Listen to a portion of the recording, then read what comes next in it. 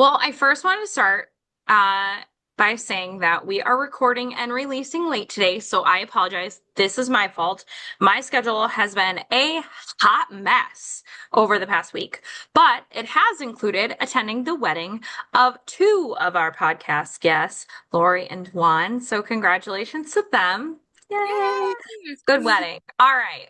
Well, you're listening to Millennial Meets Gen Z 90s Edition, the podcast where one of us grew up with the movies, the music, the pop culture of the 90s, and the other is discovering it all for the first time. I'm Allison, the Millennial. And I'm Hannah, the Gen Z. Each week, we rewind a different piece of 90s culture to see what still holds up, what definitely doesn't, and why these stories still stick with us today. So, whether you've lived through it or you are just discovering it now, let's rewind. So, our movie this week was Jurassic Park from 1993. Right now, this movie is an Amazon rental, which is shocking because all the other movies are on Disney Plus.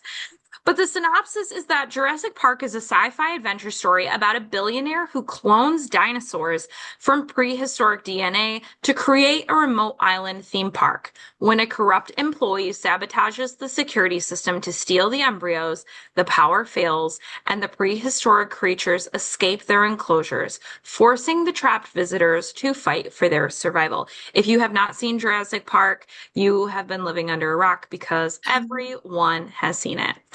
This movie was both CGI and animatronic. So I do want to point that out. The 90s really took hold of CGI. We've talked about this a little bit before, with Terminator 2 in 1991, and then Jurassic Park in 1993. And then, as we saw in Jumanji in 1995, they did a great job with CGI.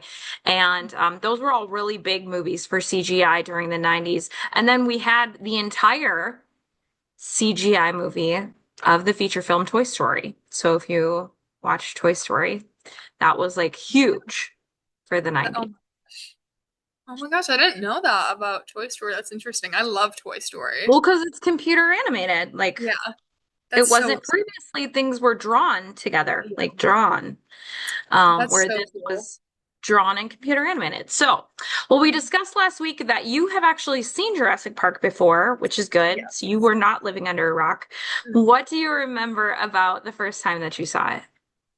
I remember liking the dinosaurs, but I feel like I don't like prior to watching this, I didn't know, like rewatching it, I didn't really remember like the full plot. I just remembered dinosaurs and watching it with my dad. So How like old do you think that you were?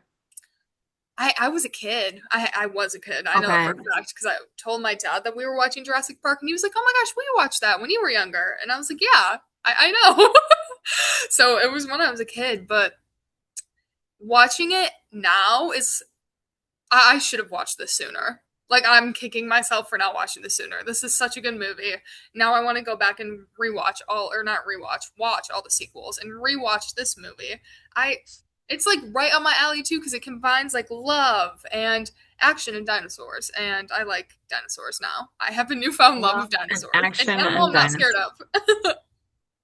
Um, you're not scared of the dinosaurs in Jurassic Park, first of all. Second of all, I will tell you that there are Jurassic Park purists that will like say to skip certain movies because they divert from some of the original storyline or they did a poor job of representing the classic.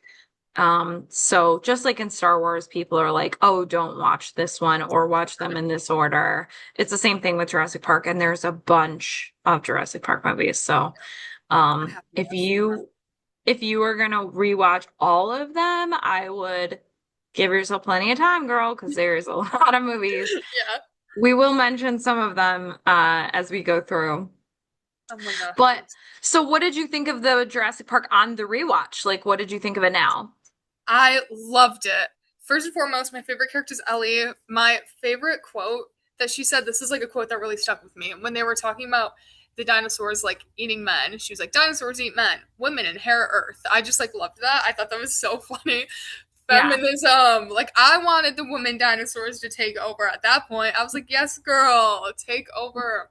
I also liked You're the rooting. first Wait. In this movie, you were rooting for the dinosaurs? Yes. Okay. Well. This is The Brontosaurus was so cute. I was rooting for the herbivores. okay. I was like, this Not is the the Hannah evil origin story. You know, she, not the velociraptors. I really did not like the goat scene. I did not like the goat scene. The goat scene made me very that uncomfortable. wasn't Velociraptors though. That was T-Rex. The Velociraptors ate the Oh, was cow. that? Oh, yes, Yeah. yes, yes. I mixed that up. Yeah. Oh, yeah. When they like put the cage and it was like, ah, was that a good representation of Yeah. what they did? Yes. Though you looked exactly like a Velociraptor. I'm So for glad. those of you who are listening along and not watching, go check out what Hannah looks like when she mimics a Velociraptor. No, but I also liked the ending. I like low key since I watched it, I kind of knew like already like a little bit what the ending was. Like I was like, okay, like they're gonna like most of them at least. Not most of them, but like the main characters are gonna be fine, I suppose. But the ending, which obviously we'll get into, I really liked. I'm Yeah, rooting for don't spoil the it. good guy. The good guy of this all. This movie was based on a book by Michael Crichton, who was a very popular author, having written things like The Andromeda Strain, Terminal Man, The Great Train Robbery, Congo, The Lost World. He also wrote Westworld, Twister, which we've seen before, and ER, for those who are not familiar. The screenplay was written also by Michael Crichton and then David Kopp. David was known for writing Stir of Echoes, Mission Impossible, and Black Bag. He also wrote Toy Soldiers, Death Becomes Her, The Lost World, Jurassic Park, Panic Room, Spider-Man, which came out before Hannah was born, Secret Window, Zathura, Indiana Jones and the Kingdom of the Crystal Skull, The Mummy, which we'll be watching later this year, Indiana Jones and the Dial of Destiny, Jurassic World Rebirth, and Disclosure Day. Now, this movie was directed by Steven Spielberg, who I think needs no introduction, but we will reintroduce him anyway. We last saw his direction in the movie Hook from 1991, but let's talk about some of his other directing credits. So his first big hit was Jaws, and then it was followed by Close Encounters of the Third Kind, then 1941, Raiders of the Lost Ark, E.T., The Extraterrestrial, Indiana Jones and the Temple of Doom, The Color Purple, Indiana Jones and the Last Crusade. He directed Schindler's List, which is a tough movie that's on our list along with Amistad, Saving Private Ryan, AI, Minority Report, Catch Me If You Can, one of my favorites, The Terminal, and War of the Worlds, which, coming from journalism, I hope that you know what that story is about. Do you know the story about War of the Worlds? No? No. Okay, so War of the Worlds, before it was a movie, was a radio program. It was a radio play that was broadcasted across the United States. Um, and what had happened is it's about a reporter reporting on an alien invasion. And so, like, things start happening during this reporting. But so it's this play, it's a teleplay, so it's over the radio play. But the problem is that people tuned in, not at the beginning, so they didn't know that it was a teleplay and they thought there was a reporter reporting on an alien invasion. And so then a lot of people, it started a mass panic across the country of people thinking that we were under attack if they tuned in late, Oh my god. and didn't realize that it was a teleplay. So, Okay, I wish I knew this. That's so cool. yeah, I mean not cool about the, being all worried and thinking it's an actual invasion, but yeah. So, oh, anyway, later turned into a movie that Steven Spielberg did. But now you know a little bit about that. He also did Indiana Jones and the Kingdom of the Crystal Skull, which was one of the most recent ones. Adventures of Tintin, Warhorse, Lincoln, the BFG, which I realize is probably why I cried a lot at the BFG. Ready Player One and the new West Side Story. The Fablemans also is something that he did. He had based that loosely on his childhood. And then he also did Disclosure Day, which was written by David Kopp. So, huh. I will say that Steven Spielberg gave Michael Crichton a tour during the production of Andromeda Strain when it was produced 2 decades earlier than this movie. So they had worked together a little bit before. Okay, a little connection. A little connection. So we open on this movie with the trees moving, and the guys with hard hats and guns are watching. A crate is being lowered by a forklift onto a cement pad, and we hear purring inside the crate, and the workers are nervous. Their tasers are on full charge. They push the crate to the wall, and they have a worker raise the gate. Now the dinosaur runs out and knocks the crate back, causing the gatekeeper to fall in between the gate and the crate. And the dinosaur grabs the man and they wrestle to get him free, and he's taken in as the rest tried to take control and stop her from getting out. Not Yeah. great. Yeah, that was a creepy first scene. Like that I did not Very remember. And when I intense. saw that, Now, Robert Muldoon was played by Bob Peck, who is known for The Edge of Darkness, Lord of the Flies, and Slipstream. Did you read Lord of the Flies as a kid? no. No, I didn't read it. I know that's a crazy one to have not read too.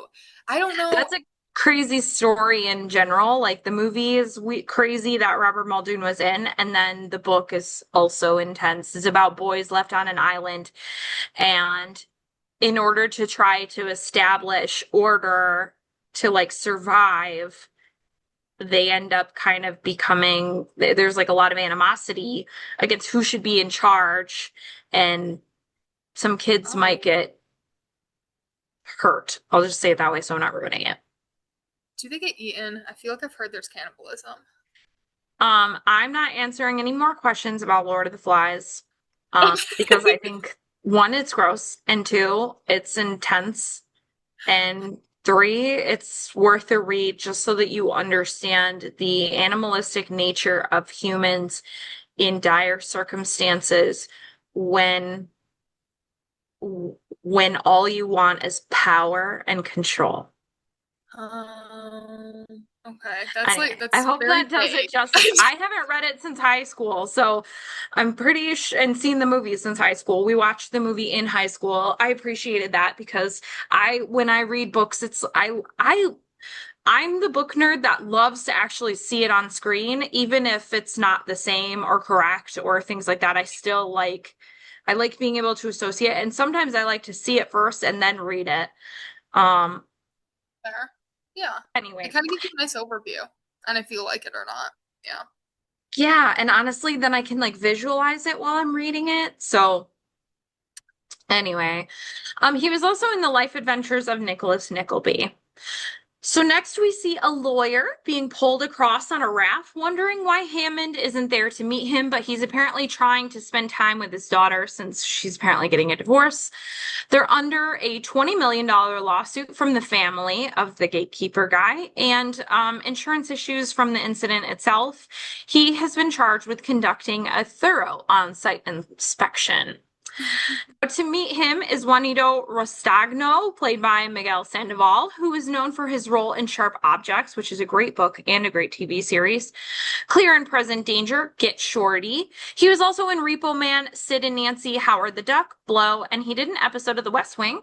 He also did Air Bud World Pup, which I didn't know they made that many Air Buds. There was a lot of them, but he was in Bottle Shock, which was a great movie, and Medium, which if you haven't seen that TV show, you'd actually really like that one, Hannah. I've heard of Um, that one. I'll put that down. I've never seen it though. well, he's in it. He was in Station 19 and most recently The Diplomat. Now, the lawyer is Donald Gennaro, and he's played by Martin Ferrero. So it's kind of a similar last name, who is known for his role in Planes, Trains, and Automobiles, Heat, and Miami Vice. He was also in Get Shorty. So they worked together before. And then he was also in Gods and Monsters. And then what I thought was also crazy, and this is why I included Air Bud, is they both did Air Bud World Pup. I was just like, what a crazy movie for both of them to be in. Considering a lot of the other times, like Miguel Sandoval is like he plays um like gangsters, or he plays like very like powerful men, and like um Martin Ferrero is in like a lot. He often plays like a mobster too, so it's like really weird that they were both in Air Bud World Pup. So Yep. I'm like, It's unless really maybe that was part of it. The mob, I didn't see Air Bud World Pup. Maybe the mob tries to take control of Air Bud. I don't know. If you've seen that movie, you can tell me what it's about in the comments, please, because I would not have. I don't think I even fully watched the first movie. Not does that interest me. I don't Me either. watch animal movies. While the insurance company wants to send two experts to the island, he says he already has Ian Malcolm and they want Alan Grant. Ross Sagano says you'll never get him out of Montana because, like him, he's a digger. And they start looking at a mosquito in amber that they have discovered. Now, in the Badlands of Montana, we see people excavating dinosaur bones with fossil brushes. A guy approaches the team and tells them they're ready to try again. And Dr. Grant talks about how much he hates computers. They fire into the ground and they get back sonar images of ground penetrating radar. They see the skeleton as people watch on. Now, the velociraptor was 6 feet high and 9 feet long. And Dr. Grant talks about their ability to later fly, then explains the ways a velociraptor is like a bird. Even the word raptor means bird of prey. Now he gets interrupted by a kid who thinks it doesn't look scary and it looks like a 6-foot turkey. And Dr. Grant corrects him. You freeze as you see the 6-foot turkey. He moves like a bird, lightly bobbing his head. You keep perfectly still, thinking his visual acuity is based on movement like a T-Rex, but no, not this time. You stare at him, he stares right back. And that's when the attack comes, not from the front, but from the side, from the other two raptors you didn't even know were there. Spoiler. That was Be- so creepy. because Velociraptor is a pack hunter. He uses coordinated attack patterns. He doesn't bother to bite your jugular. He slashes you with a 6-inch retractable claw-like razor on the middle toe. And he continues to talk about them slashing the belly and eating their, well, the point is you are alive when they start to eat you, and he tells the kid to show respect. Now, Dr. Alan Grant is played by the recently late, great Sam Neill, who is known for The Hunt of the Wilder People, Memoirs of an Invisible Man, and Jurassic Park 3. Early on, he was in The Sullivan's Possession, The Hunt for Red October, which is on our list, Event Horizon, which will never be on our list, and I don't recommend to anyone. Thanks to my boyfriend for making me watch it, telling me it's a space movie. Don't watch it. The Horse Whisperer, Bicentennial Man, The Dish, which is one of my absolute favorite movies that you cannot find anywhere to watch. Okay. Just saying, you Just the can't dip. get it. The Dish. So good. Writing It's that down. about our first walk on the moon. Such a good movie. And it's never available. I don't know why, but like you can't get it. You just can't watch it. It's not on Amazon. I don't know. I'm gonna keep looking. A long way down, Peaky Blinders, Thor Ragnarok, Peter Rabbit. Of course, he was in the Jurassic Parks. He was in the original, number 3, World Dominion. Although he sadly just passed, he was also in Godzilla X Kong Supernova and something called The Last Resort. Those aren't out yet. So hopefully we will get to see those. Those are the last movies he did. Now, Sam Neill is a New Zealand actor. Like I said, he passed away about 10 days ago from pneumonia. He beat an angioimmunoblastic T-cell lymphoma, which is non-Hodgkin's lymphoma. It's a rare blood cancer. But there's an immune deficiency that you get when you go through something like that. That's why years after you beat a cancer, you can, especially blood cancers, I should say, that you need to be careful not to catch viruses. With blood cancers, your immune system can be weak for several years after, or even decades. So that's something to note, that if you have a blood cancer, your immune system can be compromised for a very, very, very long time after. So just like be very Gee, cautious and safe. poor guy. Yeah, so he did catch pneumonia. That's the same way that my grandpa died. Oh my My opa had non-Hodgkin's lymphoma. According to my oma, he beat it, and then he had pneumonia, and the pneumonia was the problem. But that's not how my dad and uncle remember it, so I don't know. God. I was young, so I don't really recall, but that's what she told me before she passed, so. Well, Oh. Dr. Ellie Sattler tells Grant that if he wanted to scare the kid, he could have pulled a gun on him. Grant says, kids, and asks if She wanted to have one, and she says yes, not that one, but yes. And Dr. Grant says they're noisy, they're messy, they're expensive. And then just then a helicopter lands and blows dirt everywhere where they just dug. So annoying. Mhm. A man is in Dr. Grant's trailer helping himself to the champagne. Now, Dr. Grant tells him they were saving that, and the man, all in white with the white hat, says, "For today, I guarantee it." This man in white is none other than Richard Attenborough, as in Dr. John Alfred Hammond in this movie, who is the brother of naturalist presenter David Attenborough, which a lot of people know the name Attenborough because of that. He is known for his role in The Great Escape, Gandhi, and The Lost World, Jurassic Park. He was also in Dunkirk, The Late League of Gentlemen, Dr. Dolittle, the original, David Copperfield, the TV movie, 10 Little Indians, A Bridge Too Far, Miracle on 34th Street, which is the 1994 version where he plays Kris Kringle, and he did so very beautifully. E Oh. equals MC squared, Hamlet, Elizabeth, and he was a voice actor in Tom and Vicky and was in Joseph and the Amazing Technicolor Dreamcoat. Now, Dr. Ellie Sattler is played by Laura Dern, who is known for her role in Blue Velvet, Marriage Story, and Wild. She was also in October Sky, which we will see later. It's on our list. Dr. T and the Women, Jurassic Park 3, Novocaine, I Am Sam, an episode of The West Wing, Little Fockers, The Fault in Our Stars, which we both love that movie, Twin Peaks. This is where Hannah's gonna freak out. Star Wars Episode 8, The Last Jedi. I knew that. We'll have to go back and rewatch. Don't bring up Star Wars. Now I'm gonna be hyper fixated on this. I knew that was coming. She was also in Big Little Lies, which I love that one. Great book, great series. TV series. She also played Marmee March in Little Women, the 2019 version. Oh my She gosh. was in Jurassic World Dominion and Palm Royale.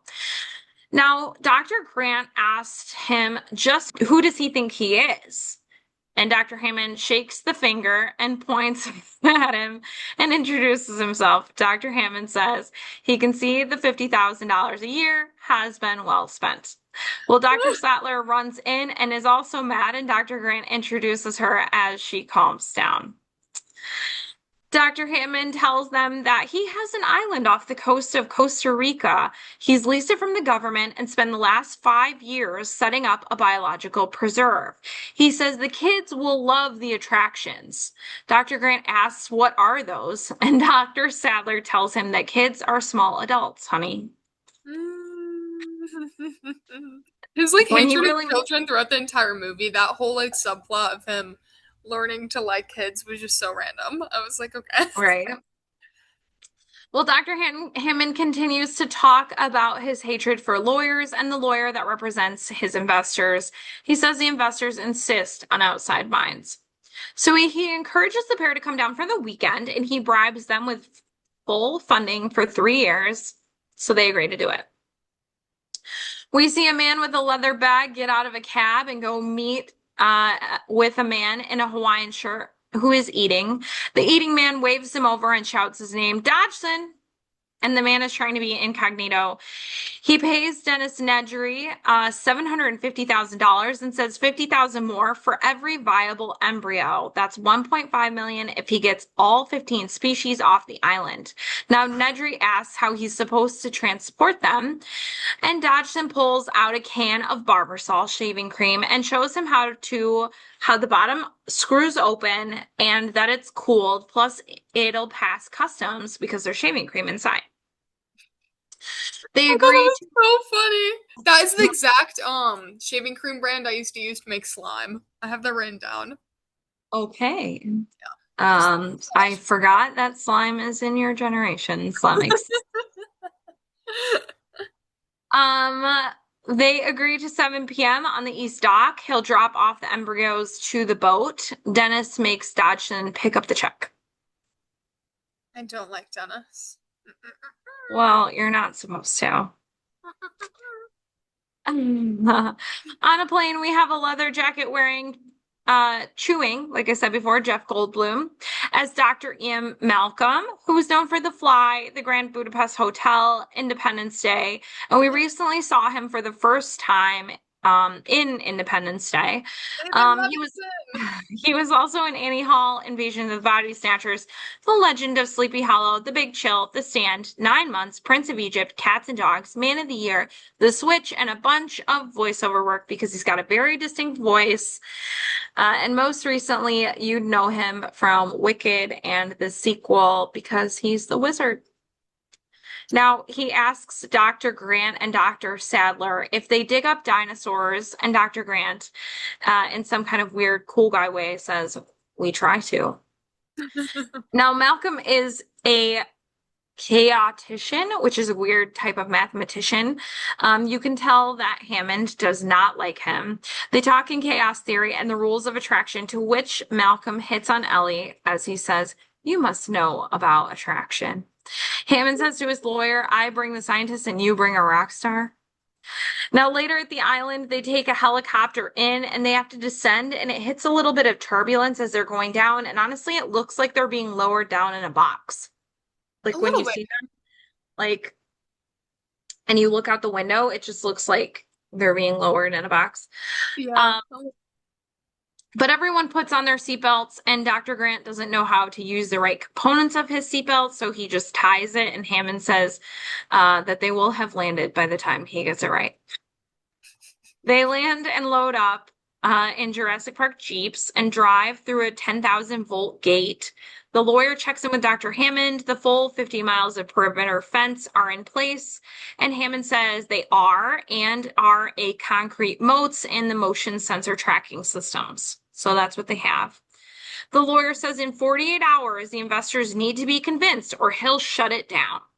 Hammond says in 48 hours, he'll be accepting his apologies, which Was is an he? interesting flex considering. Yeah. Was he? He wasn't great. Mm-mm.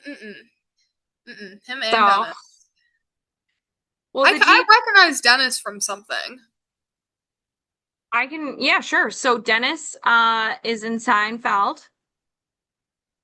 He's in Dirty Dancing. He's in Rat Race. And I'm trying to remember what we've seen him in recently. I was gonna say, I feel like either I saw him in something recently or we watched something with him in it. I was like, wait, he looks familiar. Yes. Well, he was in Space Jam. Oh, okay. Yeah. Who who did he play? Well, he played Stan Podlack. He was the guy that like was obsessed with Michael Jordan and was Oh, like trying yes, to yes, yes, be yes, him. yes. Okay, okay. Like the big fat guy that plays, yeah. So Okay, perfect. Now, okay, that makes me feel better because I was like, I was watching some show and I was like, I recognize him, and he like either knew and just didn't tell me, or like didn't recognize him no, at he first. probably didn't remember that he Yeah. was in Space Jam. So he's in Space Jam. Okay. Most people know him from Seinfeld, though he plays Newman in Seinfeld. But yes, he was in Space Jam. He was also he did like voices in Hercules. Oh shit. Um, he was Tantor in Tarzan. He did the voice of Tantor. He played Al McWiggin in Toy Story 2. He's the toy collector, which he looks just like himself in Toy Story. It does. Yeah. Oh my god. Yeah. What you say? So he's in that. He was in Third Rock from the Sun. A lot of people who are millennials might remember him from that. He was in Rat Race. He was in just a bunch of stuff from then on. Yeah. Oh, So yay! skipped I ahead. recognized two people. Yeah, yeah. He was also in Kung Fu Panda. He did voices in that too. He's got a very distinct voice as well, I think. And then, like I said, a lot of times when they animate him, they make him look like himself. That's So, hilarious. I love that. Okay. Okay. Cool. yeah. I'm trying to think if there's anything else that you might have seen him in more recently, but I'm not seeing anything. So if I think of anything else, I will let you know. But yes, Space Jam. So and that was a while ago. So that's probably why you didn't fully remember. Yeah, I was like, I know this guy. I don't know from what, but I'm gonna ask Allison. Yeah. That's Wayne Knight. So his name's Wayne Knight. Okay. Well, the Jeep stops as Dr. Grant looks out, and the others do as well. And Ellie is shocked at seeing a giant leaf that's been extinct since the Cretaceous period. It shouldn't be here, she says, when Dr. Grant turns her head and they look over in shock. It's a Brachiosaurus. They watch it eat leaves off the trees. Now, let me tell you, watching this movie in theaters for the first time, this was an incredible moment. Like, Yeah. we all were just like, because up until then, you didn't really see anything. Oh my God, that's so cool. I took a photo of that moment. I'll send you all the photos I took. I was like, you took a photo of me in the theater in 1993? Did I was there. Time traveled. Time traveled. As I was like this, Yeah. 'cause I think I was 6 when this movie came out. So I was like, No, the dinosaurs. um, so anyway, this was an incredible moment, and Malcolm says they did it. That crazy son of a bee did it. Dr. Grant remarks that it's not cold-blooded, and Ellie says they don't live in a swamp, and the lawyer says they're going to make a fortune with this place, which is really what he focuses on from here on out. They ask how fast it is, and Dr. Hammond says, well, the T-Rex clocked in at 32 miles per hour, and they were shocked that there is a T-Rex. Alan gets lightheaded. Welcome to Jurassic Park. Alan looks over and sees a bunch of the Brachiosaurus, and they're all moving in herds. He's shocked. And They're Dr. so Hammond says cute. he's going to show them how they did this. As they walk into the main building later, they see the T-Rex bones. He's made like living biological attractions. Dr. Sattler says Dr. Grant asked what he's thinking, and he says that we're out of a job. And Dr. Malcolm says, "Do you mean extinct?" Haha.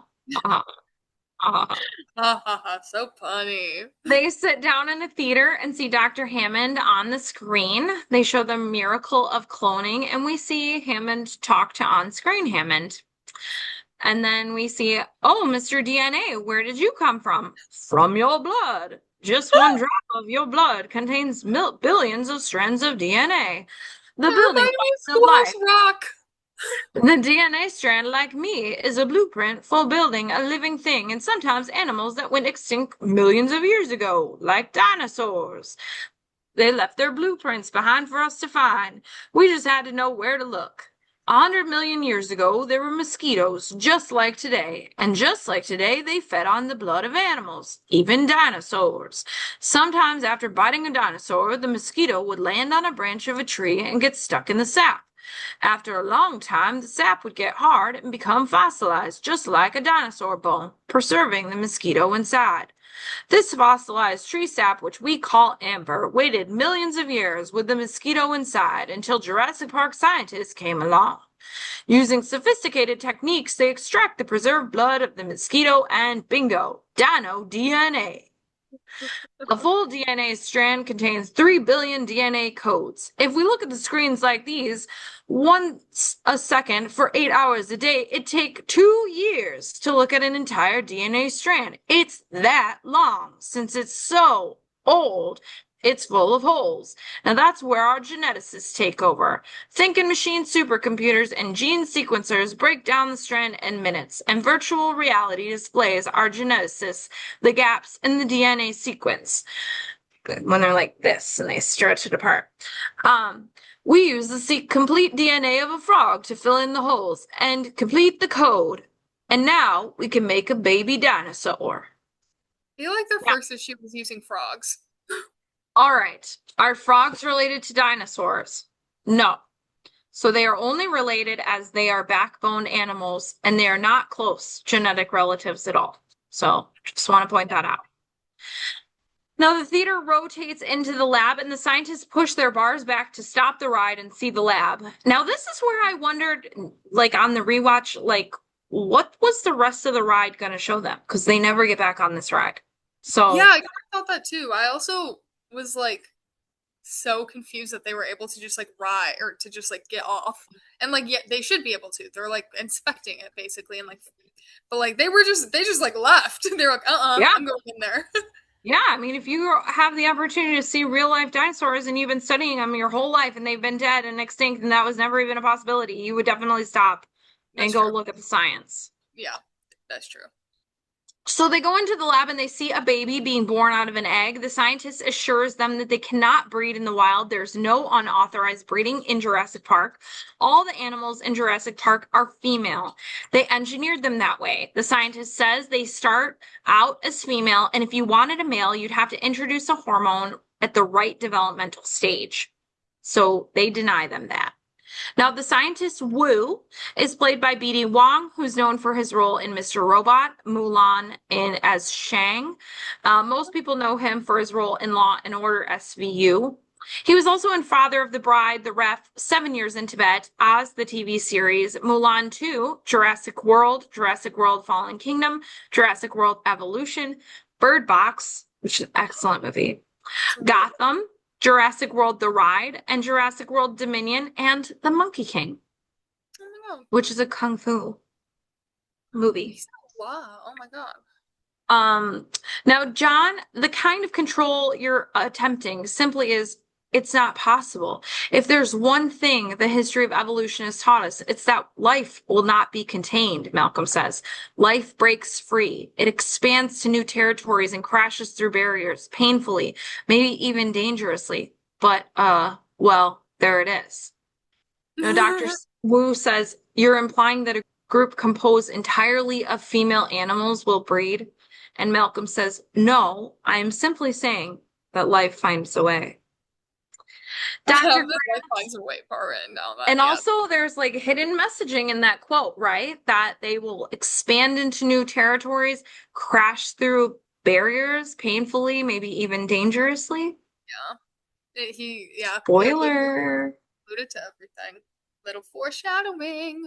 Now, Dr. Grant asks what species this is, and Dr. Wu says it's a velociraptor, and he confirms you bred raptors, and Dr. Wu nods his head. Now, Dr. Grant ventured into the park as Hammond is trying to get him back for their lunch. Dr. Grant asks what they're doing as they're lowering a cow behind the gated fence area. Now, this is a part I was definitely like this. Yeah, the second time I watched it, since I knew it was coming, I was like, oh heck no. But uh-uh. We see the trees move as the dinosaurs roar, and the cow is eaten. Oh my god, and then like the lever, not the lever, the thing that like pulled it up was broken too after. It was like all jankified. I mean, they're not going to be like real casual about eating it. It's not like they're Yeah. like, oh, just like let me pick a little bit of A little this. And, fork yeah, they're a little fork. No. for play dinosaurs. No, Robert joins them and says that they should all be destroyed. He tells Grant that they've become lethal at 8 months and talks about how scary these things that hunt you are. They are cheetah speed and astonishing jumpers. They show intelligence, even problem solving intelligence, especially the big one. She killed all the others but two, and then she tested the fences systematically and remembers. That's creepy. That was creepy that she was able to go spot to spot and like know where it was out. That's creepy how smart they are. Back at the main building, they are served lunch. The lawyer wants to charge $10,000 a day to people coming to visit the island, but Hammond wants to make it accessible to everyone. Malcolm says the lack of humanity before nature staggers me. Malcolm thinks the park is a lot worse than he feared, but the lawyer sees money and potential and nothing else. Don't you see the danger, John, inherent in what you're doing here? Genetic power is the most awesome force the planet's ever seen, but you wield it like a kid that's found his dad's gun. If I may, I'll tell you the problem with the scientific power that you're using here. It didn't require any discipline to attain it. You read what others had done and you took the next step. You didn't earn the knowledge for yourselves, so you don't take any responsibility for it. You stood on the shoulders of geniuses to accomplish something as fast as you could, and before you even knew what you had, you patented it, packaged it, and slapped it in a plastic lunchbox. And now you're selling it. You want to sell it. Well, And John says, I don't think you're giving us our due credit. Our scientists have done things which nobody's ever done before. And Ian says, yeah, but your scientists were so preoccupied with whether or not they didn't stop to think if they should. He has a point. And This was so true. Hammond says condors. Condors are on the verge of extinction. And Dr. Ian Malcolm says no. And John says, if I was to create a flock of condors on this island, you wouldn't have anything to say. And Dr. Ian Malcolm says, no, hold on. This isn't just some species that was obliterated by deforestation or the building of a dam. Dinosaurs had their shot, and nature selected them for extinction. Hammond says, I simply don't understand this Luddite attitude, especially from a scientist. I mean, how can we stand in the light of discovery and not act?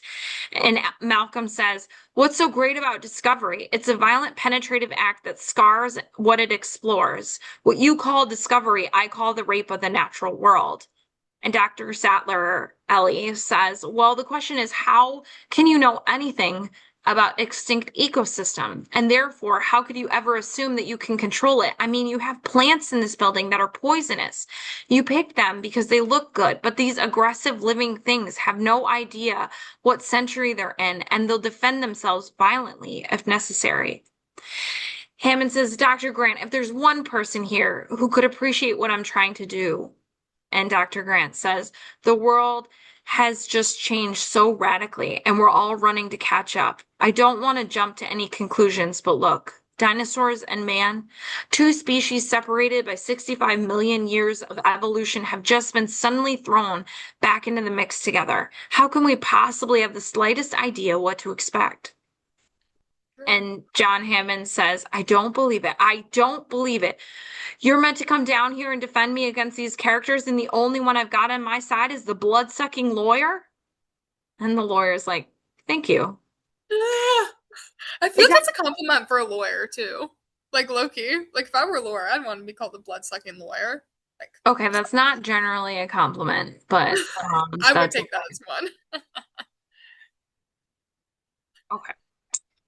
Well, they talk about spending time in the park, and the two kids come running up, and they tackle Hammond to the ground. Grandpa, they shout. They're going to be in the electric Jeeps that run on a track, so there is no driver. The boy walks up to Dr. Grant and says he's read his book. He starts peppering him with questions as Dr. Grant tries to ignore him. The kids, Tim and Lex, both want to ride with Dr. Grant. Now, Tim is played by Joseph Mazzello, who was known for his role in The River Wild, The Cure, The Social Network, but he was also in Radio Flyer, which is on our list, Jersey Girl, Shadowlands, Star Kids, Simon Birch, Raising Helen, Bohemian Rhapsody, and The Monument. Lex is played by Ariana Richards, who is known for Tremors and Tremors 3, Back to Perfection, The Lost World, Jurassic Park. She actually started her career on an episode of The Golden Girls and later did an episode of Empty Nest, but she was also in Prancer and did an episode of Boy Meets World. Back at the control center, they're tracking a storm. Hammond says to Ray, or asks Ray to start the tour cars, and Arnold, the operator, says, hold on to your butts, which he says twice in this movie. The phrases in this movie were so random and so funny. Like, these people, I love them. Well, I think of hold on to your butts anytime I'm going to be doing something I'm a little bit nervous about doing, like if I'm going to shut down something or anything, I'm like, hold on to your butts. Well, Arnold is played by the famous Samuel L. Jackson, who is known for his role in Pulp Fiction, The Hateful Eight, Snakes on a Plane, which there is no way that movie would have been made without him because it's a really bad premise, but it's only held together with Samuel L. Jackson. He was also in Kingsman, The Secret Service, and one of my new favorite kids' books, Go the F to Sleep, which he authored. But he was also in Uncle Tom's Cabin, the TV movie, School Days, Coming to America, Do the Right Thing, Goodfellas, Patriot Games, Hard Eight, A Time to Kill, The Negotiator, which is a great movie, Rules of Engagement, Shaft, the remake, Unbreakable, another great movie, Star Wars Episode 2, Attack of the Clones, Triple X, Kill Bill Volume 2, The Incredibles 1 and 2, Coach Carter, Jumper, Star Wars The Clone Wars, Inglourious Basterds, Astro Boy, Iron Man 2 as Nick Fury, The Other Guys, Thor, Captain America, Avengers, Django Unchained, RoboCop, Captain America Winter Soldier, Agents of S.H.I.E.L.D., The Legend of Tarzan, Miss Peregrine's Home for Peculiar Children, which we were just talking about the last week. So good. The Hitman's Bodyguard, Avengers Infinity War, which we've mentioned before on this pod, Shaft, Spider-Man Far From Home, Star Wars Episode 9, The Rise of Skywalker, the Marvels, the Garfield movie, and so many other things that I didn't even get to list. Oh my gosh. I His forgot that credit, he was uh in Star Wars. He was Master Windu, wasn't he? I feel like that's who he was. I think so. I Okay. don't recall off the top of my head because I admittedly have not been caught up on all the Star Wars. Oh, Did you just I'm judging sorry. me right now. It's a lot well, okay, to be fair, I saw the original three, and then I was like in high school when the ones that everybody hates were coming out, and yes, he was Mace Windu. Okay. Cool. Um, but yeah, the ones that like everybody hated came out when I was in high school, so like nobody liked those. They didn't land well, so then I didn't continue the series. That's fair. It's crazy that like generations before Gen Z hate like the Padme and Anakin ones because I've heard that before that like those ones weren't as popular and those were like our favorites. I feel One like for and Gen two? Z, yeah, one, two, and three. Like there's at least Okay. on my TikTok, there's so many edits of like Anakin and Padme and all of that, and it's so funny that like those are unpopular. The only thing that I did really like is I didn't have a problem with them, I guess, but like everybody, they were like not well received. And so like, I don't know, I just didn't continue the series. But I did really like there was a Star Wars racing game based on episode one, like where he like you get to like race as a like in Star Yeah. Wars Oh, plane thing, that's sick. aircraft. I Oh don't my know. god. What's it called? Anyway, I liked that game. I was obsessed with that game and I was really good at that game. So, Oh, anyway, period. Sticky booger. yes, sticky booger to me. Okay. Well, the tour starts as they head through the gates. We have the lawyer and the kids in one car, and Dr. Grant, Dr. Sattler, and Dr. Malcolm in the other car. Malcolm says, "What have they got in here? King Kong?" Because their gates are huge, and the gates shut behind them. Now, Hammond is watching them on the screen from the control room. They're supposed to see the Dilophosaurus, but they don't see anything. It spits poison at its prey. Arnold says they shouldn't be running from our batteries, like the way that they're running, they should be on something more powerful. They have all the major problems of a major theme park and a major zoo. And Hammond complains to Dennis. He says he's underappreciated and brags about the work that he's done. Dennis wants more money, and Dr. Hammond says he doesn't blame people for their mistakes, but they do have to pay for them. And yeah, they have some disagreements about finances. Now, they're approaching the Tyrannosaurus paddock, and we don't see anything. Nope. Malcolm Nope. says God creates dinosaurs, God destroys dinosaurs, God creates man, man destroys God, man creates dinosaurs. And then Dr. Ellie Sattler says dinosaurs eat man, woman inherits the earth. And Dr. Malcolm look over at her. That's Hannah's favorite quote. Yeah, no, period. Period. So Women should inherit the earth. in Woo. the control room, we hear Arnold say they'll try to tempt the T-Rex and keep watching the fence. They put the goat in the enclosure, and Lex is horrified because she's a vegetarian. Now, Grant says the T-Rex doesn't want to be fed, it wants to hunt. This suppresses 65 million years of gut instinct.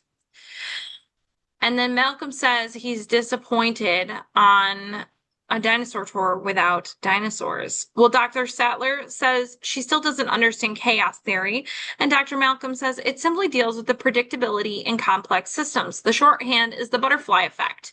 A butterfly flaps its wings in Central Park, you get rain in Central Asia.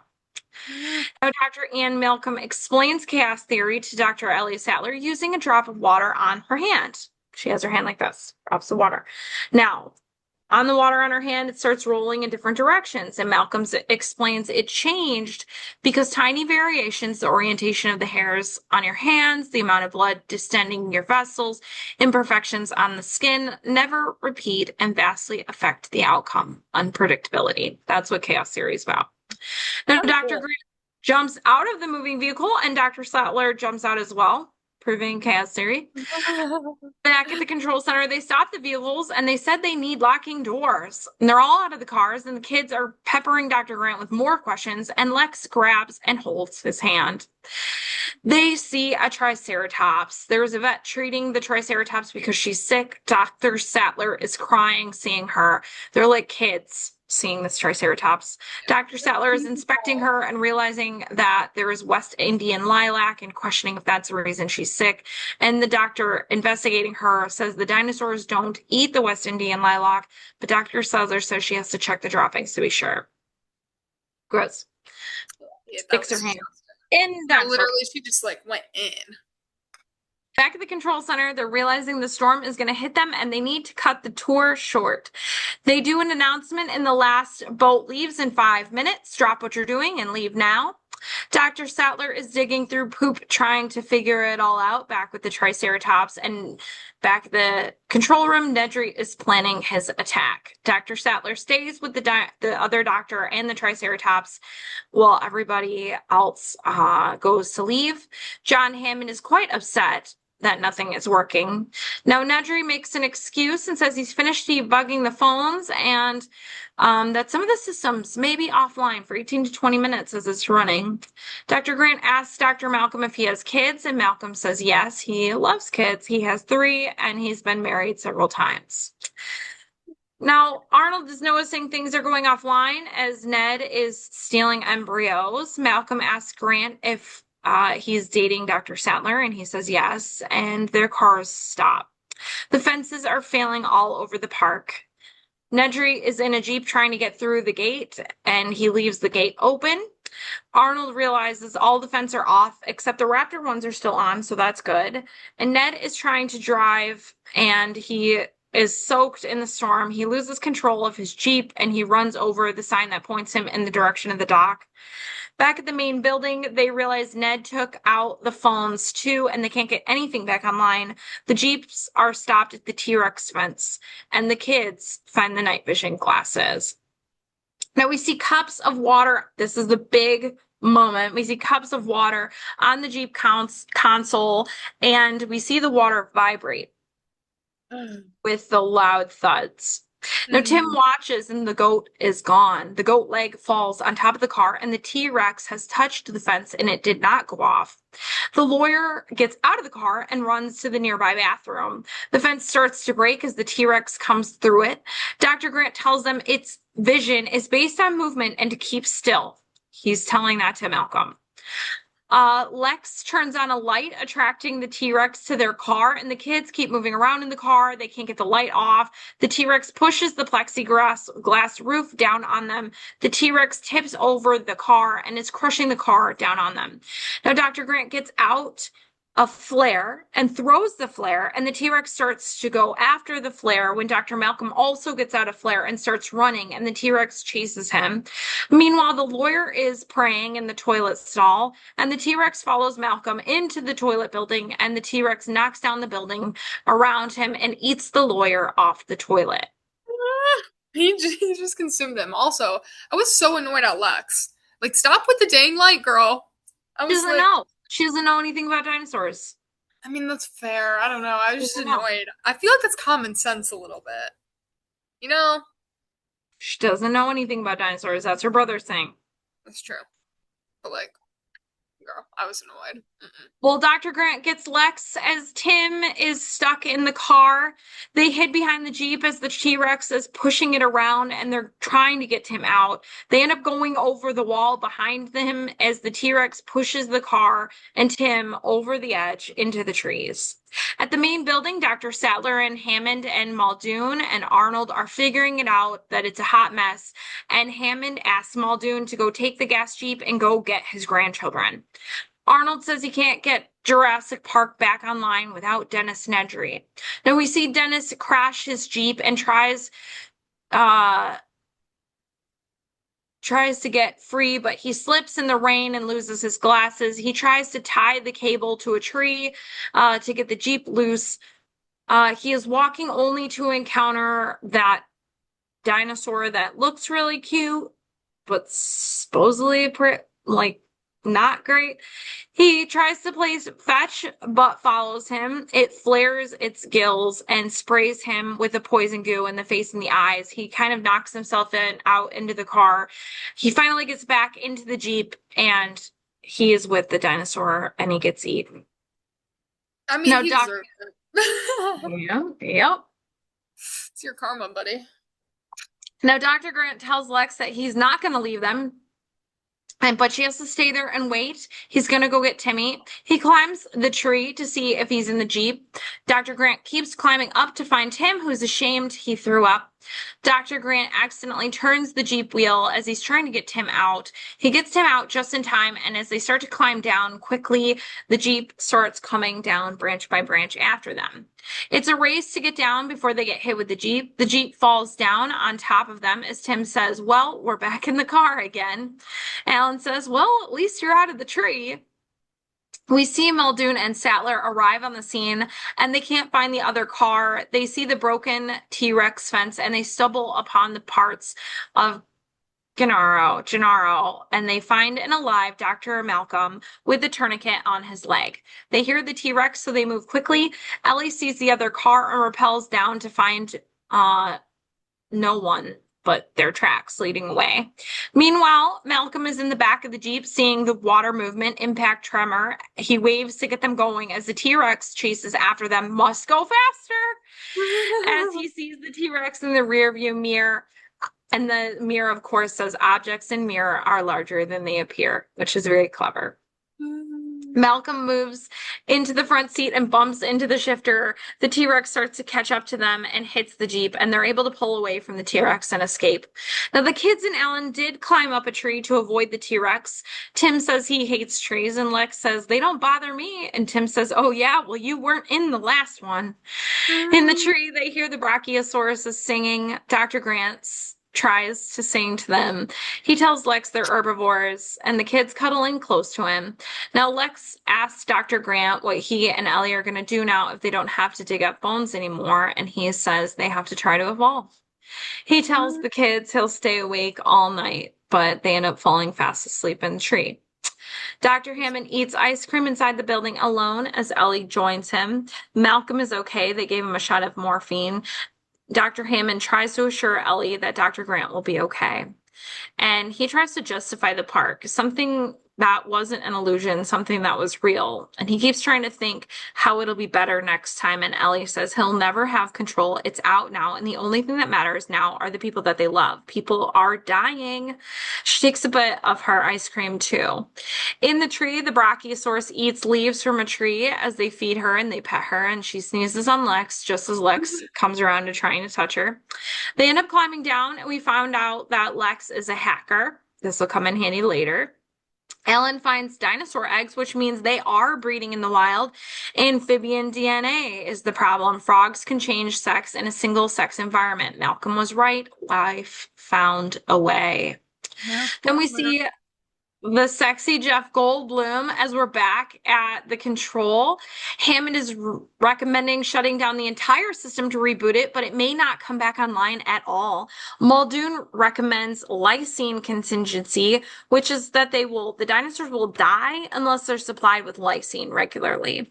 Hammond demands that the system be shut down, and Arnold goes back to power it on. Hold on to your butts. And gets the system ready. Now they have to restart the breakers. They're 3 minutes away on the other side of the compound. Okay. So Dr. Grant and the kids see a herd of gallimimus running towards them. They run and hide below a log, just like a flock of birds evading a predator. hint, they see the T-Rex eat one of the dinosaurs. So they I have to like keep, those ones. Those ones were kind of pretty.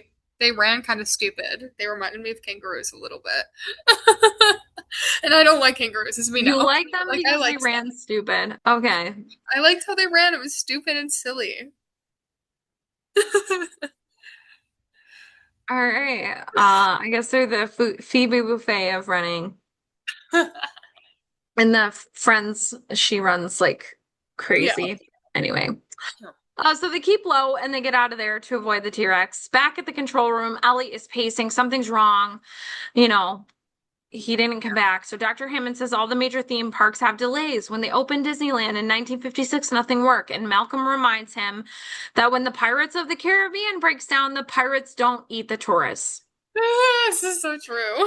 True. Ellie and Muldoon go to flip switches back on. Ellie has a radio and Hammond has a radio. They go on foot and realizes the velociraptors are out. I can see the shed from here. If we make it, if we can run.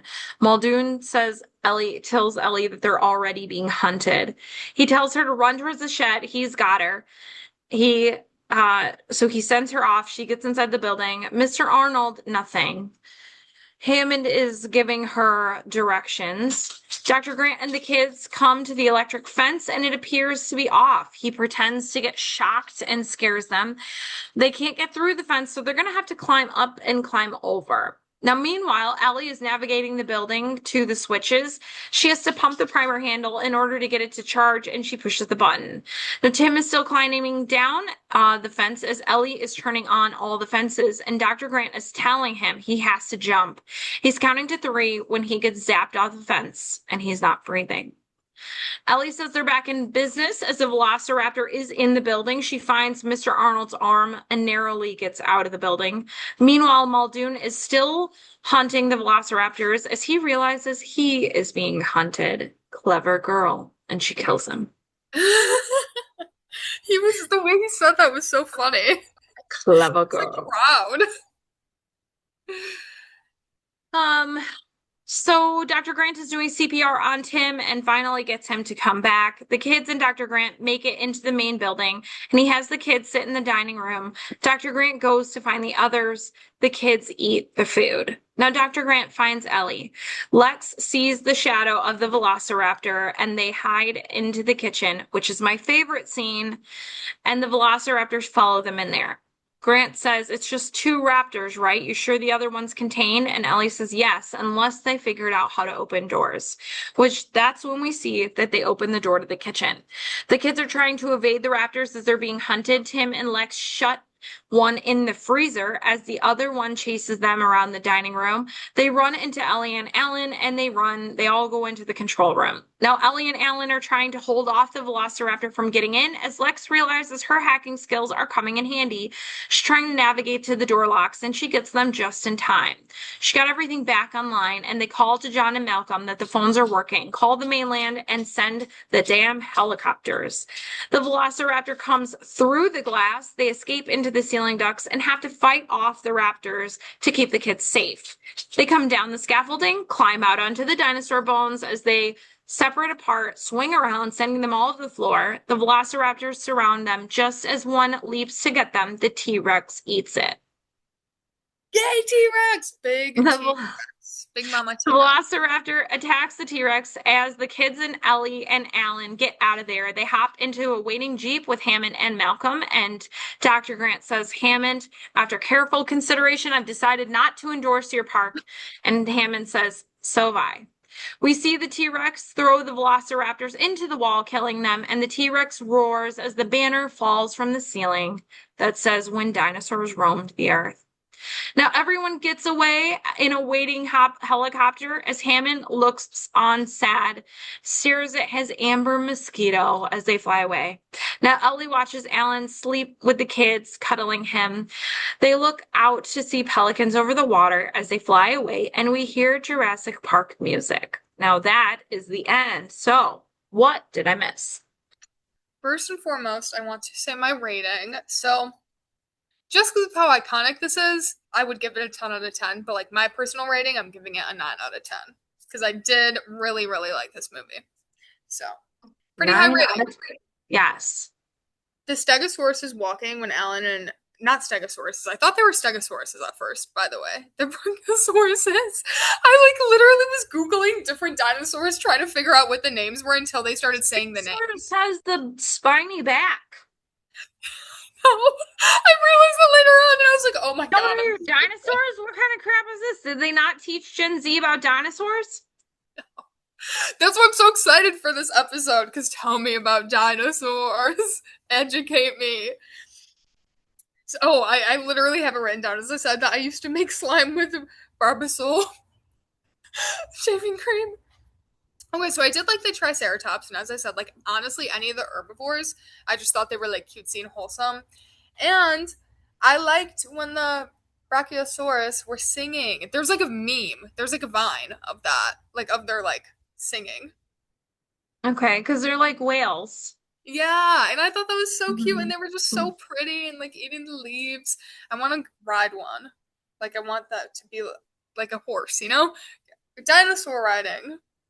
Dinosaur Except this is not gonna happen, so we're not encouraging riding. this happening in order for you to ride a brachiosaurus that could crush you. No That's problem. true. Is it bad that this movie made me want dinosaurs to come back? Like, let's clone them. Like, not in this way. Let's use more safety precautions and not have velociraptors. You can't have. Did you not learn anything from this movie? There's I no learned amount that I of want a dinosaur. precautions. There's no amount of safety precautions that you could possibly have. There's a reason that there's a gap between dinosaurs and humans, Hannah. They're not supposed to coexist. But they're so pretty. They're Oh pretty. my I was God. also sad that there was no pterodactyl. But I researched it and And there's one later on. that's in future movies, yeah. Yes. See, That like, that's my that dinosaur. is the stuff that gives me nightmares. Pterodactyls are like my nightmare dinosaur. It's I So, think like, is it honestly, just because their learning face? more about dinosaurs now and what we've learned since, like all dinosaurs are my nightmare. But It's fair. birds with teeth, scary. That's fair. I just think they're cutie based on, like, Google photos. I think they're cute. How?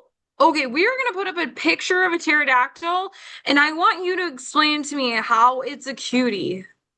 They're just like wholesome. I like that they have wings. I like that they're like they just fly and they're like these skinny. They just kind of remind me of like a little bug, which I don't like bugs, but they just like give the vibe to me of They're like a cute huge. bug. They're huge. They are not bug-like. But to me, they are like I want one, and I want him. He, as you said, like they're huge, so it probably wouldn't be able to stand on my shoulder. But like I want him to stand. I put one in our chat, which we will post. How is that cute? That's terrifying. Let me see if I can find one where it shows you that it has teeth. Okay, Because that it does look really creepy in that, but it's cute. you are nuts. I'm gonna name it Steve or Bob. It's Bob the dinosaur. Bob the dinosaur. No, no, no, My little friend. no. Okay. Do you It's have my any other friend. notes? Oh, okay. So the last thing I'm gonna say, because I feel like I said like basically all my notes during the pod, but I thought how Ian went about flirting with Ellie was like so strange. Like I thought it was so strange, She's but an like attractive woman. Dr. Grant hasn't nailed anything down. that's true because Single like till you're married.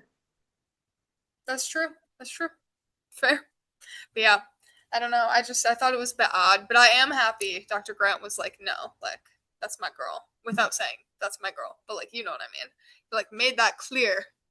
And I was Yeah. like, finally. Yeah. No, overall, great movie. Definitely will probably watch this again. Actually, not probably. I will watch this again or I'll watch the next one. But now I have to research and figure out which ones to watch and which ones not to watch. So Yeah, I don't remember I feel like the sequels to this one, like number two, I think was like a no-go. I think people liked three because Sam Neill was back in it. okay. And then I think the ones after that were like a no-go till you get to Jurassic World or something. I don't know. You can Google it, but I honestly think like at least watch all of them if you were gonna watch all of them. But I'm also like I finish everything, so I don't know. I would Google it. But let's talk about what's changed in paleontology since Jurassic Park's release. So modern birds belong to a group of two-legged meat-eating dinosaurs called theropods. This same group includes the T-Rex and the Velociraptor, and it's now accepted that modern birds are the direct living descendants of theropods. Okay. So they should use It's bird been DNA. yeah, so it's been hypothesized that dinosaurs had feathers, but scientists had discovered thousands of fossil specimens with preserved feathers in China and other regions, proving that creatures like the Velociraptor and the T-Rex relatives had a fluffy coat or at least primitive quills rather than the scaly lizard-like skin. So this was kind of like maybe like in the beginning stages of being assumed when this movie was being made, and then it was like actually verified after it was made. Wait, that's Okay. so cool. Now, researchers have successfully extracted and analyzed remnants of original structural proteins like collagen and blood vessel structures from the Cretaceous dinosaur bones, millions of years old.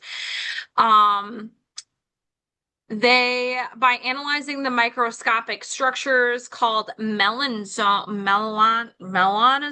I'm so sorry, preserved in fossils, they can now accurately determine the actual color and patterns of the dinosaur feathers and skin, which is new. Now, driven by this Jurassic Park generation, so all the people that were like my age that grew up and like even older than me, people older than me who grew up watching Jurassic Park, they all went into science and paleontology. And so a brand new dinosaur species is named on average of about once a week, vastly expanding our view of the prehistoric ecosystems. Oh my God, that's so cool. The dinosaur that kills Dennis was actually 20 feet long, and it was an apex predator. It was not the size of a dog. And so it's called a Dilophosaurus. And they didn't want it competing with the T-Rex in this movie, so they made it small. Oh my gosh, wait, 20 feet, scary. Yeah, but there is zero fossil evidence that it could spit a blinding toxic venom or unfold a colorful neck frill. That's like not really a thing. Okay. A velociraptor was actually the original size of a turkey. So we did find out that velociraptors are small. The movie actually depicts a Deinonychus, which doesn't sound as dramatic as a velociraptor. So Michael Crichton changed the name of the dinosaur that he was depicting. Uh, Now, the T-Rex vision thing, this is why you can't bring back Dinosaur Santa. That's a myth. The Wait, film really? Yeah, the film states that T-Rex, the vision is based on movement. In Yeah. reality, it has huge olfactory bulbs that are forward-facing eyes. It gives it exceptional binocular vision, and it has an incredible sense of smell. So standing still would just make you an easy target. It would just eat you for a snack. Most Okay. of the famous dinosaurs in the park, including the T-Rex, the Velociraptor, and the Triceratops, lived actually in the Cretaceous period, not in the Jurassic period. So Oh, even the period's technically wrong. oh my God. Now, the DNA also has a strict half-life and completely breaks down after about 6.8 million years. It Oh, is chemically impossible to extract a readable dinosaur DNA from mosquitoes trapped in amber, as dinosaurs went extinct about 66 million years ago. okay. So, No, we now, don't get in the back. my next topic. Let's talk about what scientists have tried to bring back. Okay, I'm scared for this. Can't they like clone dogs and stuff? So the scientists have tried to bring back the dodo. They are currently map editing a genome of the dodo's living closest relative, the Nicobar pigeon, aiming to eventually reconstruct the famous flightless bird. They've tried to bring back the Tasmanian tiger. It's a marsupial carnivore that went extinct in 1936, and they are modifying cells from a fat-tailed dunnart, which is a mouse-sized relative, to rebuild the chromosomes. They've tried to bring back the passenger pigeon, which that's okay. I'm okay with that one. To restore its ecological role to forest regeneration. They have tried to bring back the dire wolf last year. The de-extinction company Colossal Biosciences bred puppies engineered with specific ancient traits. While not exact replicas, they serve as genetic proxies to study the prehistoric canine. Aurochs, which are a massive, aggressive wild ancestor of modern cattle, went extinct in 1627, and they are using a process called backbreeding, a mating primitive cattle breeds that still carry a high percentage of aurochs DNA to recreate this animal. The only successful but brief clone was the Pyrenees ibex, which is a wild mountain goat that went extinct in 2000. They preserved skin cells, and in 2003, they successfully cloned a live calf using a domestic goat snout surrogate. This is the only animal to ever be brought back from extinction, although it sadly died a few minutes after birth due to a lung defect. Now, the big one is the woolly mammoth, which is what everybody was like, have you not seen Jurassic Park? Rather than 100% clone, they are building a functional mammoth, an Asian elephant engineered with mammoth genes for shaggy hair, thick fat layers, and cold-tolerant blood. In 2025, the scientists successfully proved their gene editing pipeline with laboratory mice, making kind of a woolly mouse, not mouth, mouse. They made a woolly mouse. To express it has like mammoth coat characteristics and unaltered metabolism.